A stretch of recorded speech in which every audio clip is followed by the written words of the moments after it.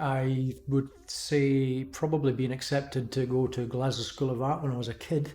I think I was about 12, and I was accepted to do Saturday lunchtime courses. That really was a revelation to go into that fantastic building designed by Charles Rennie Mackintosh. Sadly, the building is no longer there. It was destroyed by fire a couple of years ago. But that experience really opened my mind to the possibility of becoming an artist. In terms of influences, I guess the city of Glasgow, my background, a post-industrial city that was rebuilding itself, and I was lucky my father was a draftsman.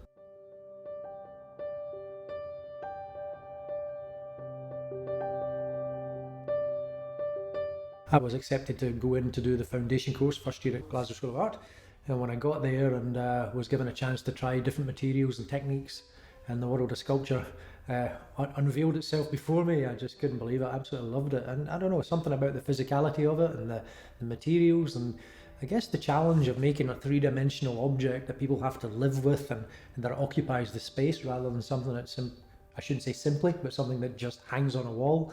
That idea of making a more challenging and physical object really clicked something with me.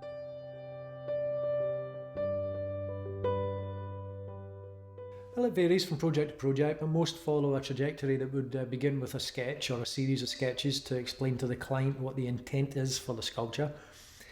Some clients like to see a maquette, a small-scale study of the final proposal. Others are happy just to look at the sketch, and obviously you can see the folio online or whatever, so they kind of know what they're going to be getting. I use very old-fashioned techniques. I draw it out full size on the floor of the workshop and bend up a steel frame.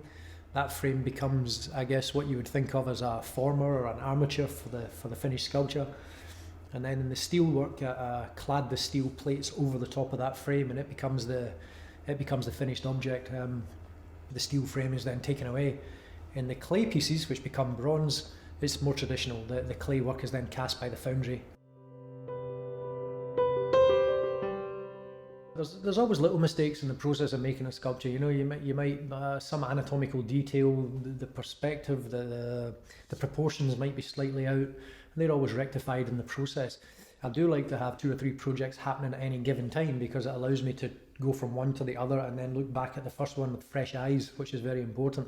I think the bigger mistakes were probably earlier in my career where I made some compromises that I now, thinking back, wish I hadn't, especially when you're working for the public purse. And I think with hindsight, that was a mistake. I should have been more adamant in my own opinion about the rationale or the purpose or the intent of the sculpture.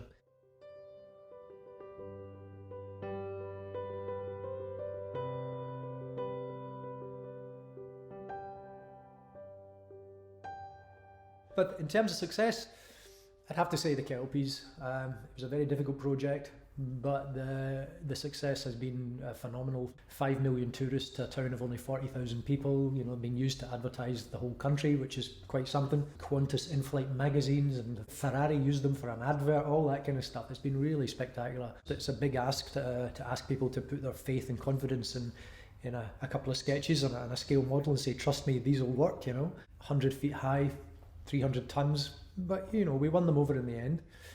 And then there was the physical challenges, the working with the engineers and ensuring that the quality, the dynamism of the steel plates was actually carried through into the full-scale structures. Usually I do all the work myself. I up to a certain height, up to 35 feet, I build them myself with my own colleagues. But these were so vast and had so many structural and engineering implications, we had to use a fabrication company. The lighting was a difficult thing to convince people to light them on the inside rather than the outside, or as well as the outside.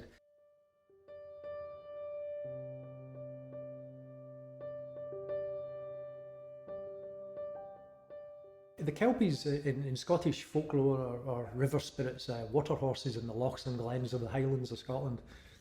But when the title was given to me by Scottish Canals as the starting point for the project, it struck me that the Forth and Clyde Canal, where they're positioned, runs through central Scotland, and it really doesn't have much to do with the Highlands and glens of the north. And my own background, Falkirk itself was a foundry town. It was ironworks and heavy industry, and I'm from Glasgow, and it seemed that a bit of an ill-fitting concept. So I managed to convince the client the kelpies could be twisted a little bit and brought to be more to do with the working horses, which would have been the former locomotion for the canal barges. At one point, the biggest horse in the world actually lived in Falkirk. It was called Carnera, after the Italian world heavyweight boxing champion. So there's a fantastic bit of serendipity. So all of these strands of narrative, for me, became a much more pertinent mythology. At first I used to kind of react against the mythological Kelpie, the traditional thing, but now I quite like the duality of the title and the fact that if people want to see these mystical big beasties, they can see that. That's okay, that's cool, that's up to the individual. But most people actually get the history of the heavy horses of Scotland, the Clydesdales and the other heavy breeds in the UK, and the social meaning behind them, which was my intent.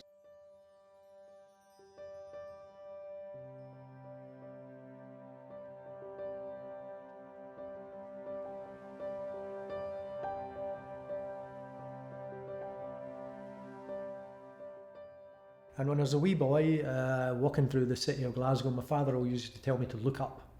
And that made me aware from a very small age, only a wee fella, looking up at the buildings, and the details and the stonework and the statuary on the buildings is just astonishing.